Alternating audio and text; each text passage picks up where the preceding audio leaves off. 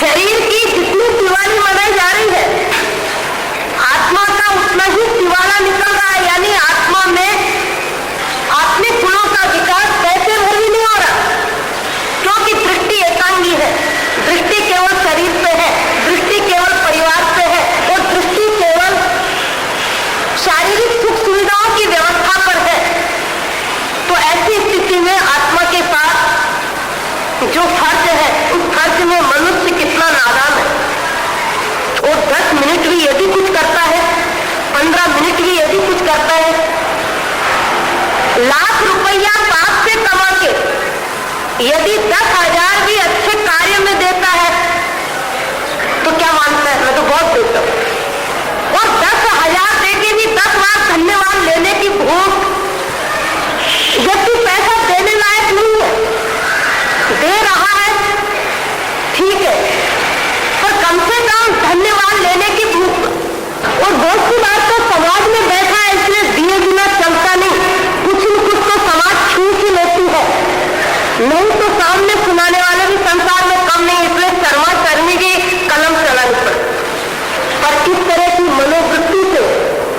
कोई व्यक्ति ये सोचे मैं बहुत पुण्य कर रहा हूं, वो अपनी आत्मा से सबसे ज्यादा धोखा कर रहा है, किसी और से नहीं कर रहा, अपनी आत्मा से धोखा कर रहा है। ये मनुष्य की मनोवृत्ति है, हमें अपनी मनोवृत्ति का विश्लेषण करना है, और अपनी मनोवृत्ति का विश्लेषण करना ही स्वाध्याय का मुख्य उद्देश्य सदा से रहा है। मैं भी केवल आपको ही सुनाना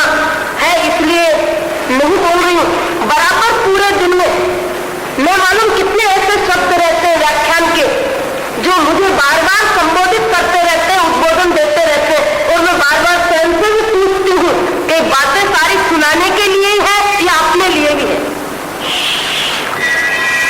और कमजोर मन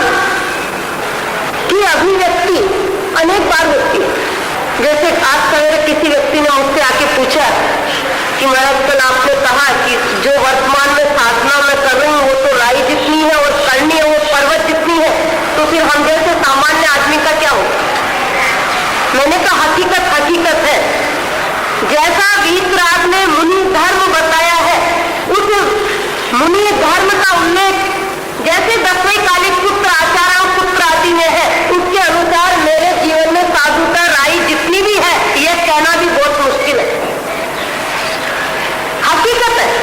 यथार्थ है, उसको छिपाने से क्या होगा, मुलामा लगाने से क्या होगा? आप मुझे कुछ भी कह दें, आपके कहने से मेरी आत्मा निर्मल नहीं होगी। आप मेरे को बहुत ज्यादा प्रशंसा करके ऊपर चढ़ा दे, इससे भी कोई मेरी आत्मा का भला नहीं होगा, पतन जरूर हो सकता है, इसलिए कि आपकी प्रशंसा से मैं प्रसन्न हो गई तो पाप ही पाप का बन गया। मैंने कहा भैया मैंने अपनी दृष्टि से कहा, तुम अपनी दृष्टि से सोचो। बोले जब आप राई जितने हो तो हम कहाँ हैं? मैंने अपनी दृष्टि से बोला है, आप अपनी दृष्टि से देखिए अपने आप को आप क्या है, अपने आप के बारे में सोचिए, अपने आप को समझिए, अपना अंतर विश्लेषण करिए, और अपने मन से किसी क्षण तो पूछिए क्यों रे पापी पाप तुझे ये कब तक करते रहना है? 5 इंद्रियों की गुलामी कब तक करते रहना है? इन 5 इंद्रियों के विषयों के वर्ती होकर के किस किस के पांव फैलाने हैं और किस किस से हाथ मिलाना है और किस किस के सामने सिर झुकाना है, किस किस से दबना है, क्यों दबना है, कहीं कहीं किसी को दबाना है, और दबाना है इसीलिए दबना। जिसको दबाना नहीं है उसको दबने की कोई जरूरत नहीं है, जिसको किसी से लेना नहीं है उसे देने की जरूरत नहीं है, जिसको राजी होना है उसी को किसी को राजी रखना है। अपने जीवन का एक स्तर होगा, इन सारे ही दोषों का अभाव नहीं होगा, पर कम से कम अपने जीवन का आंतरिक विश्लेषण करके अपनी बुरी आदतों को कभी तो धिक्कारिए और कभी तो मन से पूछिए कि कब जन्मा, और जब से जन्मा उसके बाद जब से तूने होश संभाला, बाप में तब से कितनी बार दिन में झूठ बोलता है भैया, जरा हिसाब किताब तो लगा। खाने के लिए कितनी बार तेरा मन ललचाता है, कितनी बार किसी चीज को देख करके खरीदने का भाव होता है, और कितनी बार किसी के घर बनी हुई चीज को खाने का मन होता है, और कितनी बार सोचता होगा कोई पूछ ले कि आप नाश्ता करो तो मुझे ये चीज खाने को मिल जाए। अरे मन कितना ललचाता है, और कब से ललचा रहा है। 20, 30, 40 वर्ष हो गए, 10 वर्ष की उम्र से ही यदि होश संभाला है तो भी किसी को 40 आ गए, किसी को 50 आ गए, किसी को 60 आ गए, उसके बाद भी ललचाना कहीं मरा नहीं, उसके बाद भी कहीं मन विवेक का परिचय देता नहीं।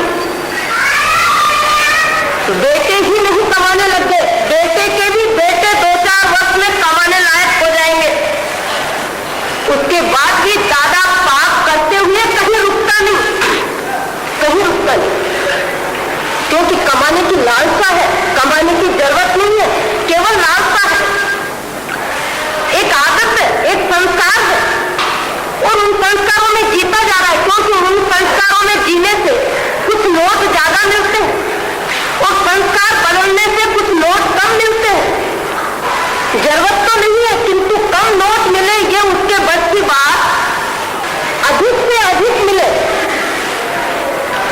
और अधिक से अधिक जो मिल रहे हैं जिस ढंग से मिल रहे हैं उस ढंग को यदि छोड़ देगा, बहुत मुश्किल बात है, कल्पना करना ही मुश्किल है। अभी यहां बैठे बैठे कोई किसी के कान में आके फूंक मारते कि दुकान पे ग्राहक आया और 2,000 रुपए का कम से कम शाम से अभी लेके पीछे रवाना, और वापिस कोई पूछे अरे आजकल आप व्याख्यान में गए थे कि चालू व्याख्यान में, अरे हमारे बहुत जरूरी काम आ गया, बहुत जरूरी काम आ गया। क्या जरूरी काम आ गया? आया हुआ ग्राहक वापिस चला जाता, वो तो भगवान से भी ज्यादा है, उसको कैसे भगवान की वाणी बेकार है, उसको छोड़ के चले गए। मैंने किसी से पूछा कि आप सवेरे सवेरे मंगल पाठ सुनने क्यों नहीं आए? व्यक्ति कहने लगा मैं इसलिए नहीं आया कि मुझे आज नया दिन है, तो घर से बाहर कब निकलना है जब शुभ में शुभ दिन समय हो, अब वो शुभ समय की प्रतीक्षा में बैठा रहा, इसलिए भगवान के दर्शन करने भी, क्योंकि भगवान के दर्शन उससे अधिक शुभ नहीं हो सकते, विश्वास की वाणी उससे अधिक महत्वपूर्ण है। 4 दिन का संपर्क जिससे होता है, 4 घंटे का संपर्क जिससे होता है, 1-2 महीने नहीं, 1-2 दिन किसी से ट्रेन में भी मिलते हैं, उस व्यक्ति के आने पर मिलने पर भी 10 मिनट उसके साथ व्यवहार करना आप अपना फर्ज समझते हैं। अभी किसी ने कहा कि आज मैं यहाँ आके 3-4 घर मिलने गई, और वो बहन दिल्ली से आई थी। मैंने कहा कि आपका क्या परिचय? कि हम उस यात्रा में मिले थे, ट्रेन में मिले थे, वहां मिले थे, ये दिल्ली दादाबाड़ी आए तो हमारे यहाँ चाय पीने आए थे, तो ऐसे समय में हमारा परिचय, इसलिए मेरा फर्ज था कि उनके घर में, मैंने उसी समय विचार किया हे जी 4 दिन और 4 घंटे और 4 महीने से जिसका संपर्क है, परिचय है, बातचीत का, आने जाने का, खाने पीने का या मिलने मिलाने का, उस व्यवहार को निभाने में तो इतना विवेक का परिचय देता है कि मैं 10 मिनट तो उनसे मुझे मिलना ही,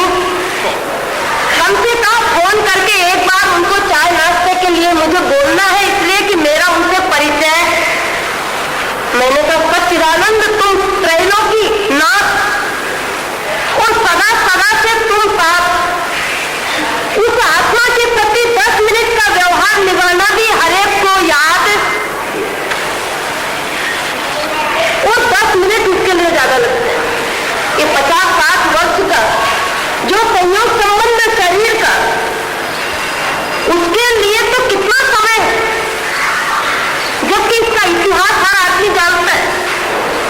हर व्यक्ति को मालूम होगा। बहुत कम लोग ऐसे होंगे कि जो ये नहीं जानते कि उनका कौन सा वर्ष चल रहा है, किस महीने में, किस दिन, किस तारीख को, किस तिथि और किस वार को उनका जन्म हुआ। सब इतिहास जानते हैं और सबको पता है कि इतिहास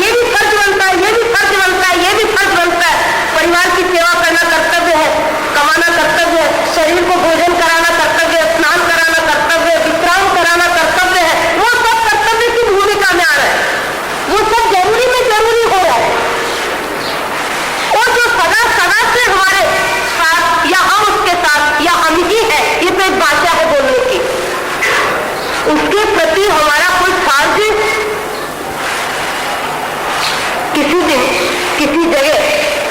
मुझे एक बहन ने कहा कि माया, सवेरे से मैं इस कोशिश में हूं कि आप मुझे समय कब दें। किसी के घर उतरने का योग बनाकर तो आने जाने वाले उतने रहे तो उस बहन को समय नहीं मिला होगा। तो 7-8 मेरे प्रतिक्रियाओं के बाद मुझे कहने लगी, कुछ परिचय था, लगी आपसे मेरी शिकायत है कि आपने मुझे कभी समय नहीं दिया पूरे दिन में। उसी क्षण मुझे विचार आया, मेरी आत्मा भी मेरे से शिकायत कर रही है कि तुम जगत को सदा समय देते रहे किंतु मुझे कभी भी समय तुमने दिया, कभी भी नहीं दिया। कभी खाने को दिया, कभी पीने को दिया, कभी सोने में दिया और कभी किसी से मिलने में दिया, सुनाने में दिया। पर अपनी आत्मा के चिंतन में, अपनी आत्मा के ध्यान में और अपने ही में लीन होने के लिए हमने अनंत काल की यात्रा में कब समय दिया। और जब समय देने का मौका आया मनुष्य जीवन,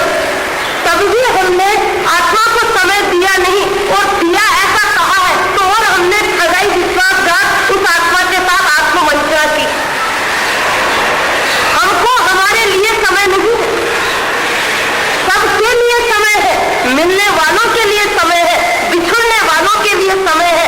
राग द्वेष करने वालों के लिए समय है, जो अंगूठा बताने वाले हैं उनके लिए समय है, जो आपके शरीर को दफनाने वाले हैं उनके लिए समय है, जो आपको भूलने वाले हैं उनके लिए समय है। पर सच्चिदानंद मैं आत्मा हूं, मेरे लिए मेरे पास